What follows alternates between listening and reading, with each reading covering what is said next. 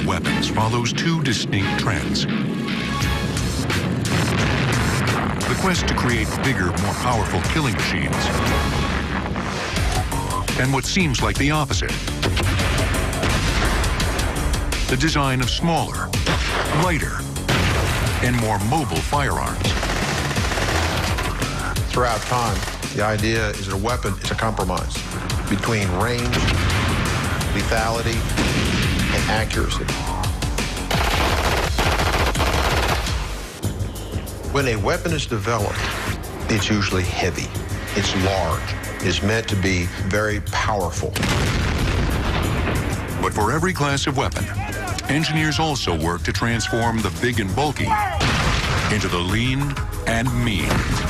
And so rifles have gotten smaller. Machine guns have gotten smaller.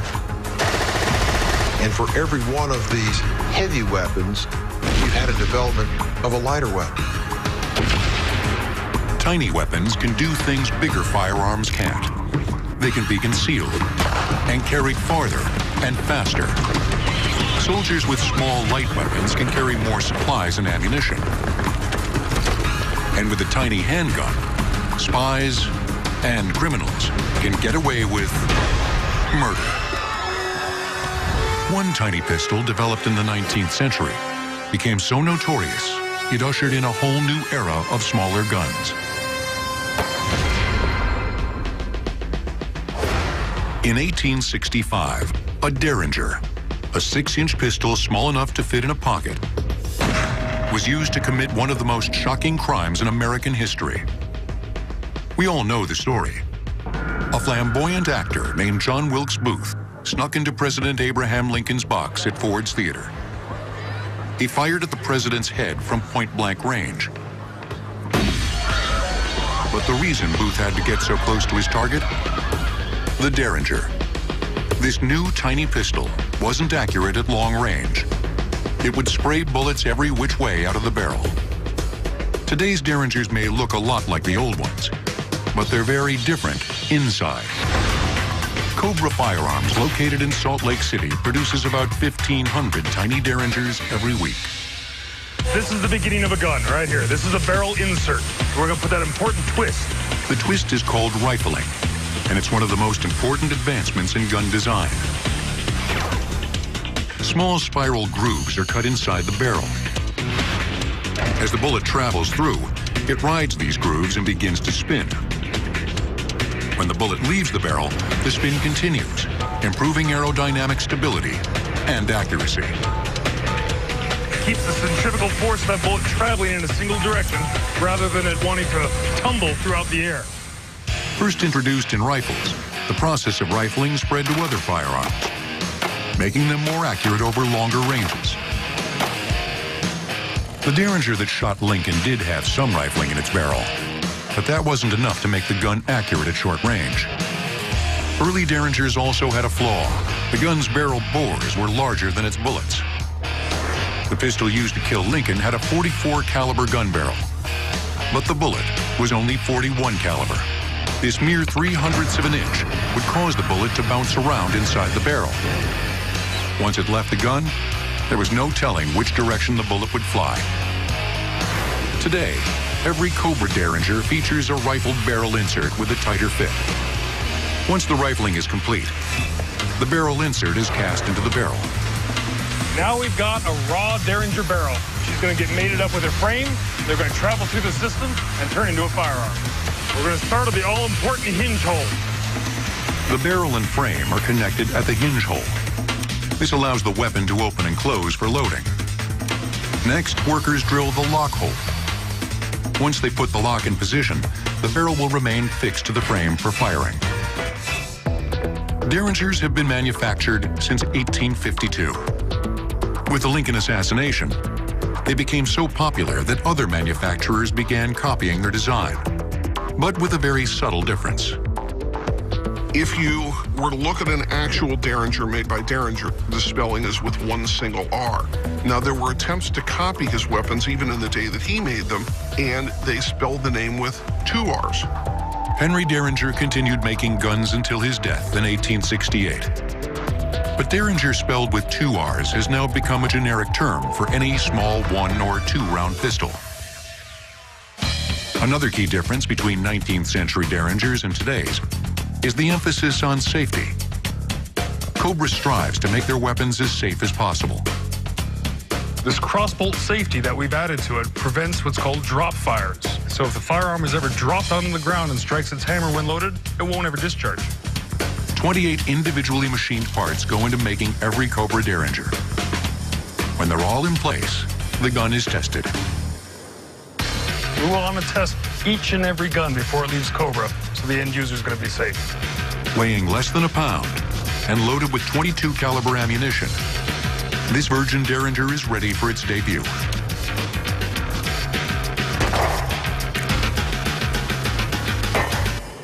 Got him. From the start, the little Derringer appealed to a variety of gun toters. Gamblers could easily hide them up their sleeves. And they became a favorite of women looking for extra protection. The most common use would have been among prostitutes who would have needed to defend themselves against unwanted attacks. The Derringer remained popular, but as technology continued to improve, small handguns got even smaller and cheaper. Not surprisingly, criminals and gangsters embraced them, inspiring a name for their weapon of choice, the Saturday Night Special. This was the gun that you took out on Saturday night in case something happened, and if you had to, it was a throwaway piece. Saturday Night Special is a label given to an entire group of cheap small handguns. Easy for criminals to toss before police could find them. With nearly a decade of crime-fighting experience, George Wunderlich has seen his share of Saturday Night Specials. The Astra 25 is one of those Saturday Night Specials that's gained a certain notoriety. It's very easily concealable. You can hide it in your hand. It's as thin as a wallet. This was the gun of choice. In the first half of the 20th century, gang violence exploded in the U.S. More gangsters meant more guns on the street, and the smaller, the better. For a criminal, concealment is vitally important because it allows you to both approach and retreat from a crime scene without really being able to be noticed. A small, concealable weapon gives you the advantage of surprise. Another Saturday Night Special, the Rome RG-14, nearly took the life of another commander-in-chief. One of the most famous uses of a Saturday Night Special would have been the attempted assassination of President Reagan. And what we see here is a very small, very cheap .22 caliber revolver being used that nearly brings down the President of the United States. As these miniature pistols became more and more prevalent, the authorities stepped in to control them. The Saturday Night Special was actually outlawed from import or manufacture here in the United States. The government was compelled to get these tiny and inexpensive firearms off the streets. But it would take more than a new law to stop crime. Coming up, the police fight back with their own smaller weapons. In today's world, officers need a small, compact system. And the tank goes tiny. You're never really going to know what it's like to be visited by the Badger until it comes crashing through your wall. Next on Modern Marvels. We now return to tiny weapons on Modern Marvels. Tiny weapons are the go-to tool for criminals. They can hide them in a pocket, up a sleeve, or in the palms of their hands. Every year, tens of thousands of small handguns are used in crimes like robbery and murder. But fortunately for the cops and the rest of us, one small pistol helped level the playing field. As they used to say in the West, God did not make man equal. Colonel Colt did. Weapon maker Samuel Colt's pocket revolver gave police something they'd never had before.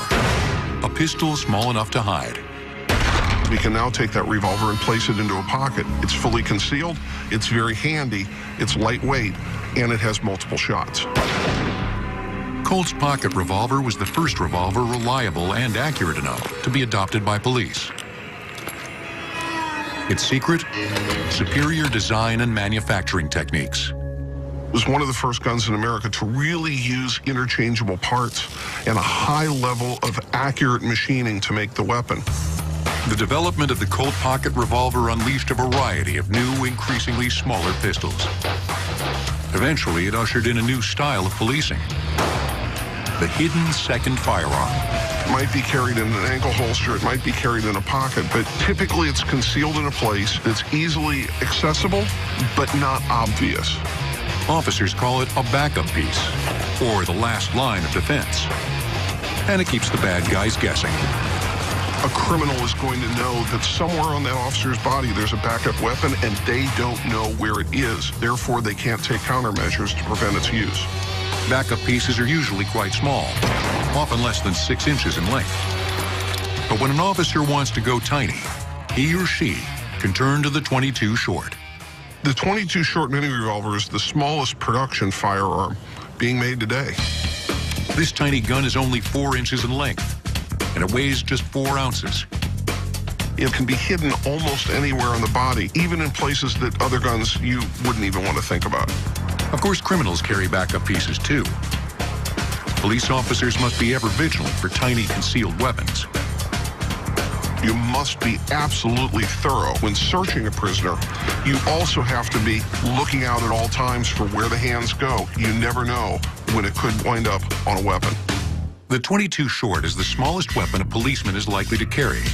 But there's something else even tinier: the miniature pinfire pistol. Less than 2 inches in length, these miniguns are a favorite of collectors. The key to making the pinfire so tiny lies in the weapon's ammunition. Pinfire ammunition, it allows the ammunition to get almost insanely small. We're talking about ammunition all the way down to 2 millimeters. Advancements in ammunition also contributed to the trend towards ever smaller weapons. Once ammo changed from flint and powder muzzle-loaded systems to smaller self-contained metallic cartridges, pistols and rifles could get smaller too. The miniature ammunition in the pinfire actually fires, but this gun shoots flares and blanks rather than bullets. At that point, you're not talking about a firearm. You're really almost talking about a toy or a model.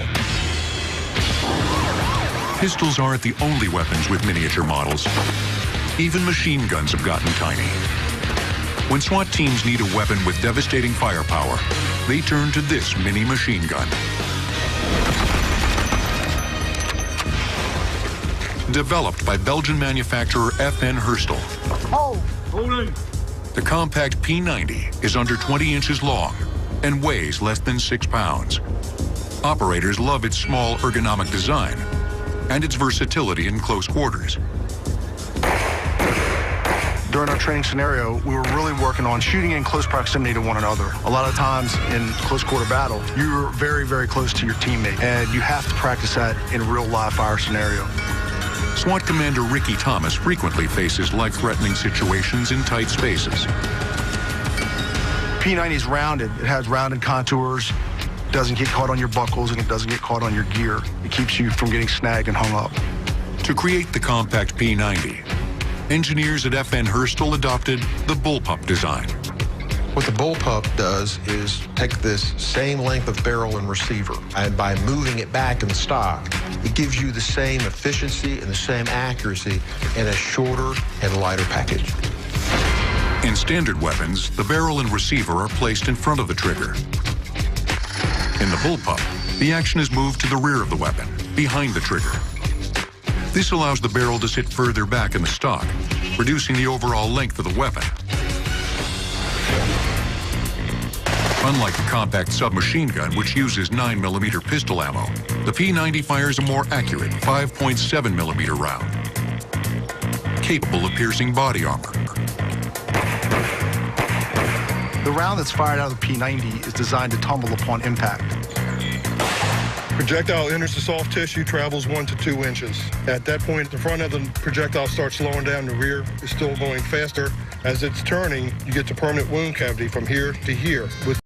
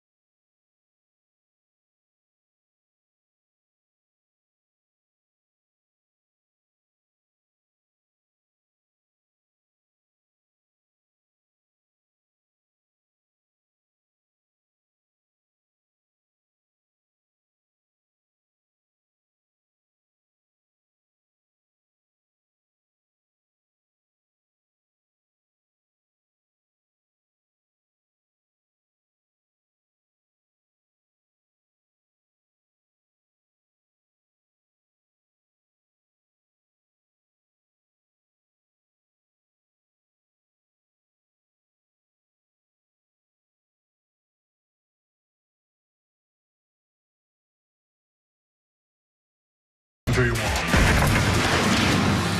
I'm pretty sure you don't want that happening. No. Created for SWAT and Special Forces, the Badger is a one-man all-terrain vehicle designed to breach buildings and other fortified positions. It's currently the smallest passenger tank on Earth.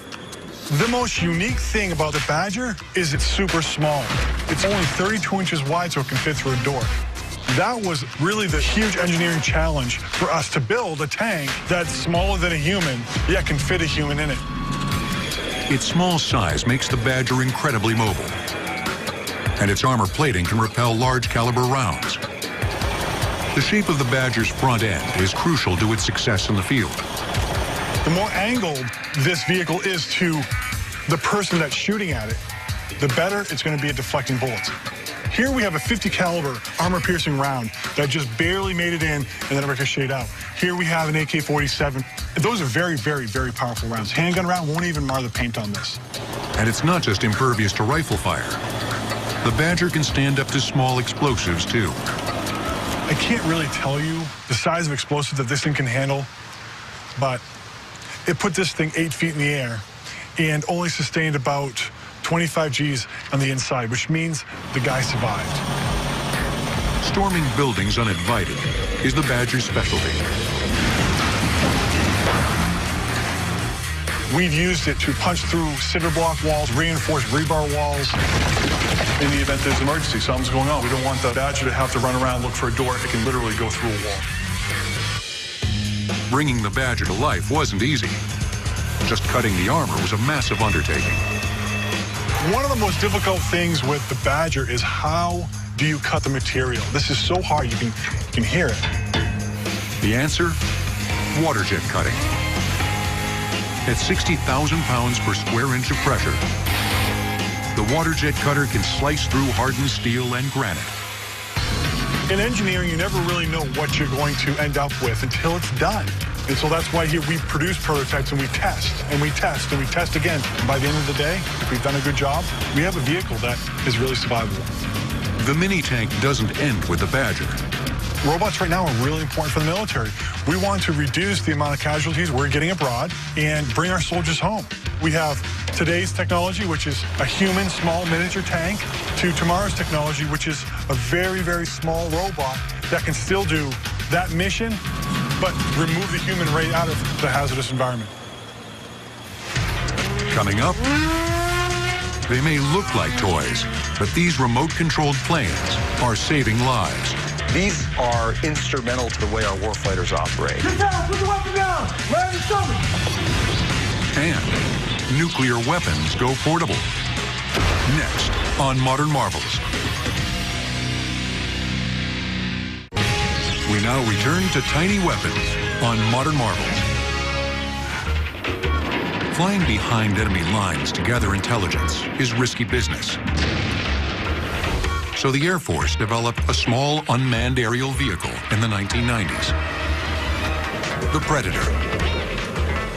At just 27 feet long and with a wingspan of 49 feet, it's flown remotely and can stay airborne for 40 hours.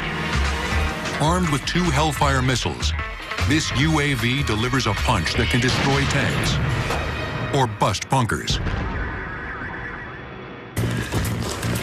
But for today's frontline warfighter, the Predator isn't practical. Faced with an enemy that's planting IEDs or sniping from rooftops, troops now have their own smaller versions that can be carried in a backpack and launched by hand. The brains behind this new generation of UAVs is AeroVironment in Southern California. These unmanned aircraft systems are instrumental to the way our warfighters operate. They provide critical information within a critical time frame that enables those warfighters to do what they need to do to complete their mission. AeroVironment has 3 small UAVs in production, each with different capabilities. If they need to keep continuous coverage over an area for an extended period of time, they might want to use a Puma system, which can fly for 2 hours. The Puma is the largest of the 3, with an 8-foot wingspan. It weighs about 13 pounds. What also sets the Puma apart is a mechanical rotating camera that can lock on a target and maintain constant surveillance. The airplane can fly in a straight line and can keep the camera focused on a given target, which helps them do their jobs much more effectively. And we can clearly see he has a weapon on the ground. He has a shovel in his hand, and he appears to be digging a hole. We've gotten really good feedback from the field where soldiers have been able to get intelligence just like this. When troops need a smaller, even more mobile UAV, they can turn to the Raven. Raven is the most prolific unmanned aircraft in the world today. We've shipped more than 15,000 of these little airplanes to customers all over the world. The Raven is more concealable than the Puma, but it can only stay airborne for 90 minutes. AeroVironment's smallest UAV, the Wasp, is roughly the size of a hobbyist's remote-controlled plane. Less is definitely more for our military customers. The Wasp is the smallest unmanned aircraft system in the world today. It weighs about a pound. It flies for about 45 minutes. It can be packed inside of a backpack. You just throw it in the air and it flies away. The Wasp's small size and quiet electric motor make it nearly undetectable from the ground. Tiny, stealthy, unmanned aircraft are the perfect tools for troops facing sniper fire. Once they know where the enemy is hiding, they can lower the hammer. Get down! Put the weapon down! Land your stomach! Sergeant. These are used by frontline warfighters. They have to be small. They have to be light. These mini UAVs also have to be tough. There have been cases where insurgents had actually hit these aircraft, put a hole in a wing, and when they bring it back, they can just take a roll of duct tape and put it on, tape it up, and send it right back out in the air. The biggest beating can come on landing. So the UAVs are built to break apart upon impact. Kevlar is a material that we use to ensure the strength and the lightness of these aircraft. When you see the kind of beating these take out in the field, you'll understand why we need to make sure this is very, very durable. But the pieces don't break. The troops can actually snap them back together. AeroVironment has one more UAV in development that can deliver a blow of its own. We've also been developing a totally new kind of a system, which is actually more like a munition than an unmanned aircraft system, and we call that the Switchblade. The tiny Switchblade is fired from a launch tube on the ground. As the plane approaches its target, the onboard explosive is armed. The Switchblade then flies into that target and detonates, taking out that target and removing the threat. While the Switchblade will deliver a small, precise payload, the goal of a nuclear bomb is to unleash as much destruction as possible. During the Cold War, the United States and the Soviet Union raced to build ever bigger bombs and missiles, weapons capable of wiping out entire cities. But we also thought small. In the 1950s and 60s, the Soviet invasion of what was then West Germany seemed very possible. The United States wanted a weapon that could stop the Soviets cold. So they created miniature nuclear bombs. The United States military in the 1950s actually developed an atomic recoilless rifle, kind of like an atomic bazooka. It was nicknamed the Davy Crockett. When you start to miniaturize atomic weapons, they become tactical. They can actually be used for the first time on the battlefield, and that completely changes the equation. The Davy Crockett carried the lightest nuclear warhead on record, the W-54. At 11 inches in diameter and weighing 51 pounds, the W-54 was small and light enough to be carried by one man. Had a tripod, you could download it or actually fire it from the Jeep itself. The Davy Crockett's range was about 2 miles. And so, depending on the power of the warhead and the direction of the wind, the operating team could be in danger.